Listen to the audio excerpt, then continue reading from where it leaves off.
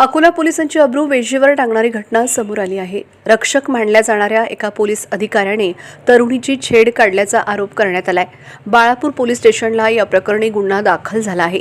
शंकर सुरेश बोंडे असं तरुणीची छेड काढणाऱ्या पोलीस उपनिरीक्षकाचे नाव आहे।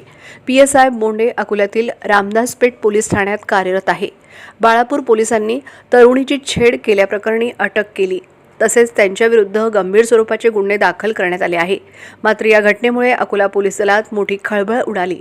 मिळालेल्या माहितीनुसार अकोला शहरातल्या बाबासाहेब प्रतिष्ठानच्या बाजूला ही तरुणी भाड्याने राहते आणि बाळापूर शहरातल्या नगरपालिकेत डाटा एंट्री ऑपरेटर म्हणून कार्यरत आहे। नेहमीप्रमाणे इथे दररोज या ठिकाणी अकोल्याहून बाळापूर येथे राष्ट्रीय महामार्गाने अपडाऊन करते। नगरपालिका कार्यालयातील काम आटोपून बाळापूरहून अकोल्याकडे निघाली असता वाटेतच एक पोलीस अधिकारी तिच्या मार्गावर लागला। काही किलोमीटर अंतरावर तिचा पाठलाग करून थोडं दूर गाडी आडवी लावली आणि तरुणीला म्हणाला की तुझ्या तोंडाचं सोड, मला 2 मिनिटे बोलायचे आहे आणि घाणेरडे तसेच अश्लील इशारे हाताने करू लागला।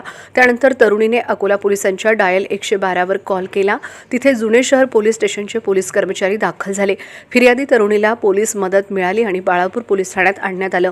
पुढे तरुणीच्या तक्रारीनंतर कलम 78 79 126 2 BNS नुसार गुन्हा दाखल करून छेड करणाऱ्या पोलीस अधिकाऱ्याला अटक करण्यात आली आहे।